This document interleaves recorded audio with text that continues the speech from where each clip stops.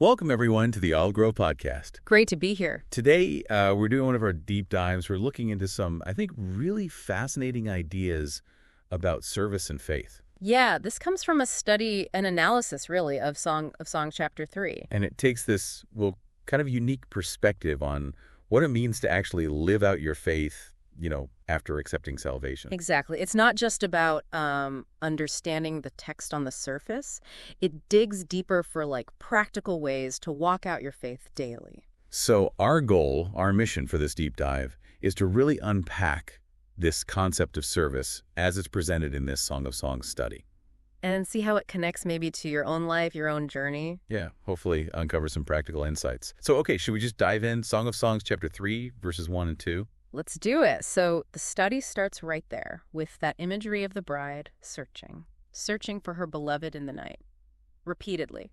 And that feeling, have you ever felt that sense of distance sometimes in your own faith walk, like you're searching? Oh, absolutely. It's relatable. And this study, it really hammers home this idea that faith is an action word. An action word, okay. Yeah, and it makes a really important distinction about what resting in the Lord means. It clarifies it's not about, sitting back and doing nothing. Right, not passivity. No, it's about stopping the striving, trying to earn salvation through your own efforts. Because that's already a gift, right? It's freely given. That is such a key difference.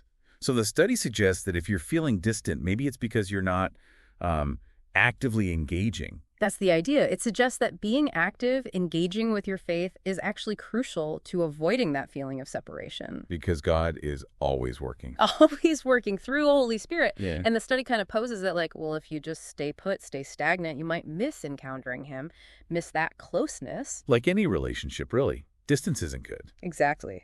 Yeah. Simple but powerful. Okay, so moving on then, verses 3 and 4.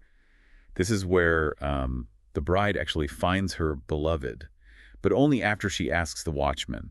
What's the interpretation there? Well, the study sees that interaction, the bride speaking to the watchman, as a picture of service. Specifically, serving the Lord by, talking to others about your faith. So speaking about Yeshua. Yes. And it connects that act directly to overcoming those feelings of distance we were just talking about. Huh. So you're feeling that gap. The study suggests maybe by sharing what you believe, it could actually be the way to bridge that gap. Reaching out connects you back. Wow, okay. That's a very practical thought. And then what happens next? She brings Solomon to her mother's house. Right. And the study links that to the idea that our service, our faith expression, it really starts right there. Yeah. In our own homes, with our families. Home is the center. Yeah, it's where we keep what's most precious, isn't it? So the relationship with the Lord shouldn't be just for Sundays or special events. It should be part of the home. You often hear that phrase, though, the home is the toughest mission field. Does the study address that? It does, and it actually pushes back a little. It argues that if you look at the biblical pattern, often the very first thing someone does after a genuine encounter with Yeshua is share it. With who? With the people closest to them, their family.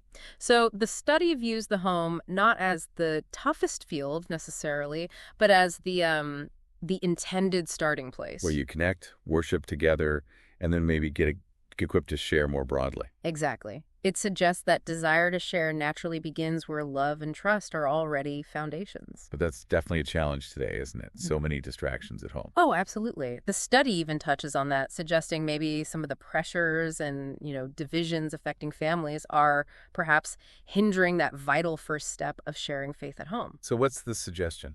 A really practical one. Intentionally put aside the distractions sometimes. The TV, the phones, the games. Make actual space for real conversations about faith. That intentionality itself could be an act of service. That's what the study implies, a powerful one. Okay, let's shift to verse 6, Song of Songs 3.6. The imagery changes, right? Solomon arising from the desert. Yes, and he's described as rare, special, rising above the herd is the phrase used in the analysis. Rising above the herd. What's the connection to service there? It draws this really interesting parallel to the Ketoret, the special consecrated incense used in the temple. Uh-huh. With the myrrh and frankincense, very valuable. Very valuable, very fragrant. And the point the study makes is that our service to the Lord should also aim to be like that, something precious, intentional, above the ordinary. So not just basic kindness, although that's important. Right. Basic acts of charity like, providing food or shelter, those are absolutely vital. But the study suggests we're called to something maybe more, to rise above the herd. How so? It connects it to Yeshua's words in Mark 8, verses 34 to 38, where he talks about taking up your cross, denying yourself. Being willing to openly identify with him? Yes, identify with him and his message, even if it means, well, sacrifice, or facing shame, or even suffering. So the study is kind of contrasting that with maybe just doing good deeds publicly without the faith element. It seems to be.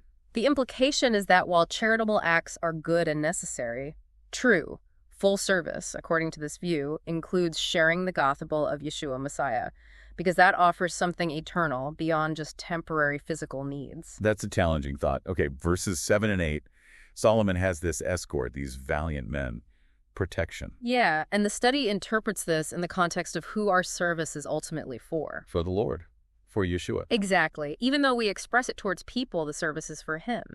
And those terrors of the night they guard against. What are those? Seen as representing like the spiritual opposition, the difficulties, the pushback you might face when you actually step out and share your faith. It's not always easy. But there's a comforting aspect too, right? You're not alone in it. Definitely. This study brings in that idea of angels, that they're actually assisting believers, helping in that service, fighting alongside them against that unseen opposition. It gives a sense of, backup. Spiritual support, I like that. Yeah. Okay, finally, verses 9 through 11, the royal litter, the carriage, and that detail. Yeah. Its inside was inlaid with love. Beautiful detail, isn't it? And the study connects that directly to the love of Yeshua. So that's the motivation. That's the core motivation, love. It says that should be the driving force behind all our service. It's what makes it uncommon, set apart.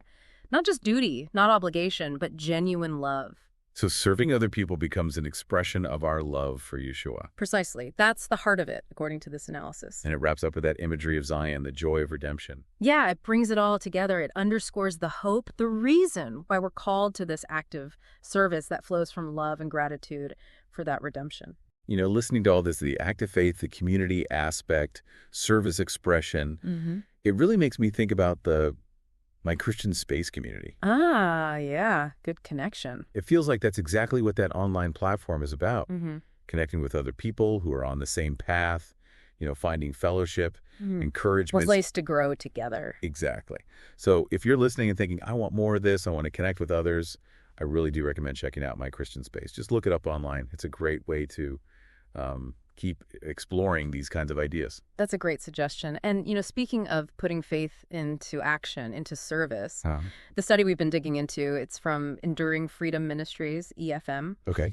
And one of their big things is actively serving. They actually have a major initiative happening right now I wanted to mention. Oh, please do. What is it? They're working to set up a food pantry in Jerusalem, Israel, which, feels like such a direct reflection of what we've been talking about. Wow, in Jerusalem. Yeah, demonstrating love, practically. Service. Exactly. It's a really tangible way to make a difference for people, for families there. That sounds like a fantastic project. So if people listening have been, moved by this discussion about service and want a concrete way to act on it. This is definitely one way. If you feel led, you can support EFM in getting this food pantry off the ground in Jerusalem.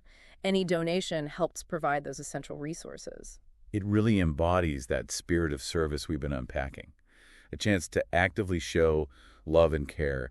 We can probably put a link or information in our show notes. We definitely should. It's a worthwhile cause, directly aligned with these themes. Okay, so let's just quickly recap what we've covered in this deep dive. Right. We've seen faith presented not as passive, but as this active engagement, something fueled, really, by love.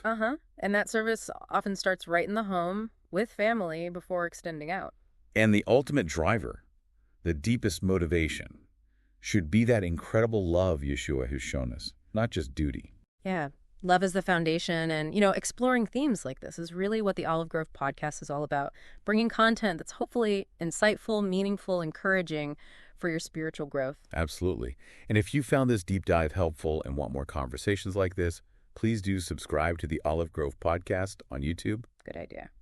And also check out the My Christian Space website. We often put these deep dives up there early, along with other resources. So mychristianspace.com is the place for that early access. Great. So as we finish up, maybe a final thought to leave with everyone. Yeah. How about this?